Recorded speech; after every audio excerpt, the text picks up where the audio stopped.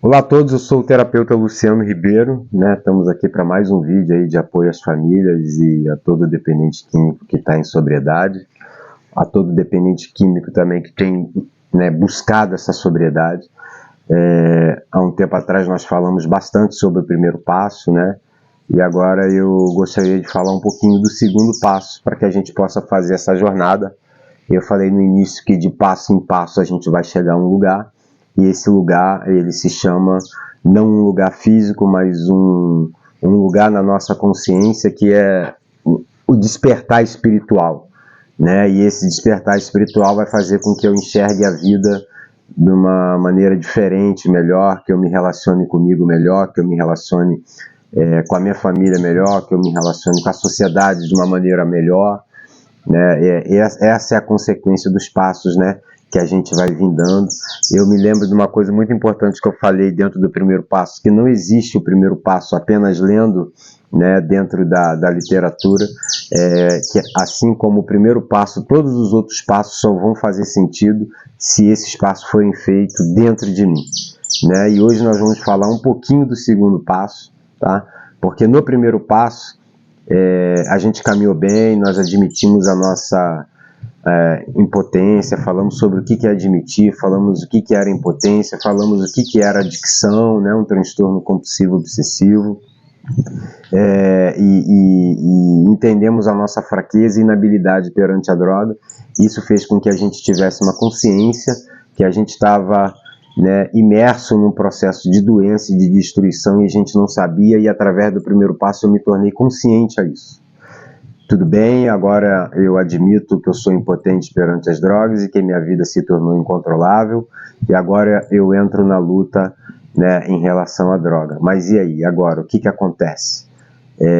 Embora esse seja um passo para trazer consciência e eu buscar recuperação, a verdade é que a ausência da droga na nossa vida, no início, ela vai criar um vazio, né? E essa é a questão, como que eu vou lidar agora com esse vazio que a droga deixa?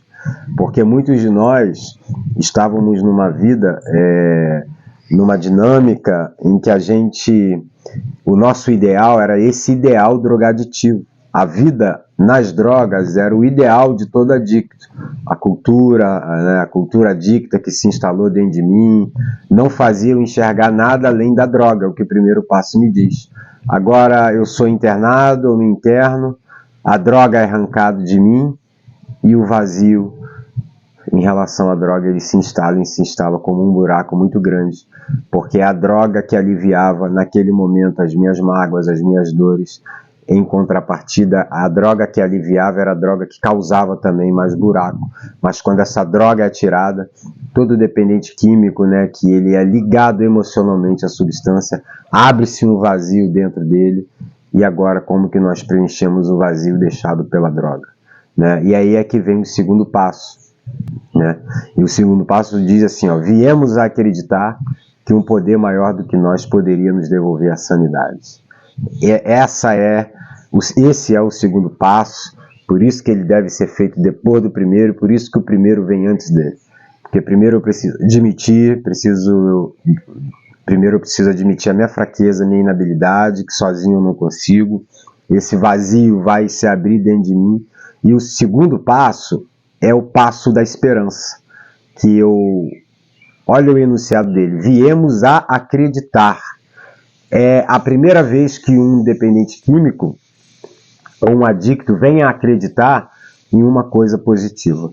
Viemos acreditar que um poder maior do que nós poderia nos devolver novamente a sanidade. Ou seja, quando eu saio daquele mundo das drogas e eu olho para a minha vida e eu vi que até onde eu fui sozinho, agora eu admito que sozinho eu não consigo, né? E agora eu automaticamente olho para mim e falo: tem que haver alguém maior do que eu, um poder que transcende, que vai me devolver novamente a sanidade. A sanidade é a sanidade. A sanidade é a parte racional, é a parte cognitiva, é a parte emocional, toda ela reconstruída, que eu já não consigo fazer, mesmo largando as drogas. Olha só que situação. Mesmo eu largando as drogas, eu preciso de um poder superior para ele me devolver a sanidade e, através de muita terapia também, eu recuperar aí todo o alicerce da minha vida que vai me fazer manter essa caminhada. Então, no lugar do vazio da droga, existe esse Deus, capaz de me devolver a sanidade, capaz de me devolver o amor próprio, capaz de me devolver o amor à minha família, capaz de me devolver o amor a outro ser humano, capaz novamente de me fazer me tornar um profissional que eu era antes da adicção, capaz de me tornar um pai de família, um pai de verdade, um filho de verdade. Esse poder superior está inserido nesse processo, porque sozinho, até onde eu fui na drogadição, eu já não conseguia mais, né? Vou partilhar um pouco sobre a minha internação, né? Sobre o meu primeira internação em tratamento. Foi um pedido de socorro, porque quando as coisas foram acontecendo ao longo dos anos, foram acontecendo, e o adicto é aquele que não consegue ter uma visão concreta do que está acontecendo à sua volta, porque a mente dele está tudo voltado, a sua energia, a sua mente, a sua vontade, a sua obsessão e compulsão, tudo voltado em relação à droga, então é só a droga que importa. E daí a vida vai acontecendo, os estragos eles vão aumentando, porque é progressivo nesse sentido também. E quando eu olhei em volta, eu tinha perdido tudo. Eu já não tinha nem mais diálogo, né, com o meu filho, com as pessoas que conviviam dentro da casa comigo. Eu era o último a sentar na mesa e o primeiro a levantar. Minha presença na mesa era muito rápido, né? Era só para realmente me alimentar e sair novamente em busca, né, daquilo que eu era obcecado, que era a droga. E teve uma vez que eu olhei para aquela situação e eu me assustei. E daí eu comecei a tentar fazer o conserto de tudo isso. E olhei para dentro de mim para buscar uma ferramenta e eu não consegui achar nada que pudesse mudar a minha vida. Então fui internado, né? E na minha internação eu comecei a conhecer o meu problema como doença. Eu não sabia que eu era um doente. Então, dentro de uma clínica, através dos terapeutas, das reuniões e dos atendimentos individuais, né, esse processo de recuperação foi inserindo na minha mente de que de fato eu era portador da dependência química e que a minha vida se tornou incontrolável e sempre se tornaria incontrolável a partir do momento que eu tivesse acesso à droga novamente. E daí veio essa necessidade de existir alguém que é maior do que eu, para me devolver novamente o controle da minha vida, a minha sanidade que eu havia perdido, né? E esse alguém é Deus, que eu tive um reencontro, né? E foi um reencontro maravilhoso, da qual eu faço uma caminhada espiritual hoje com a graça e a misericórdia de Deus.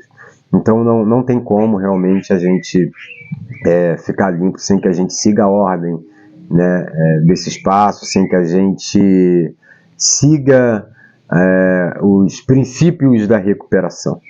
A recuperação tem princípios, eu tenho falado isso em quase todos os vídeos, princípios esses que eu aprendi a seguir para poder estar limpo hoje, né, e ajudando adictos que ainda sofrem, famílias que ainda sofrem, né. Então o segundo passo nós ainda vamos falar um pouco mais dele, mas ele veio como o primeiro passo da esperança. Viemos a acreditar, é onde o adicto começa a acreditar numa nova vida, num novo futuro, uma nova esperança começa a nascer no nosso coração, porque aquela vida miserável das drogas, ela já ficou para trás, e agora é uma caminhada espiritual que vai ser completamente ao inverso da caminhada da drogadição, tá? Então esse é o primeiro vídeo sobre o segundo passo, e nós ainda temos algumas coisas para conversar sobre ele, tá bom? Um grande abraço a todos, fiquem com Deus.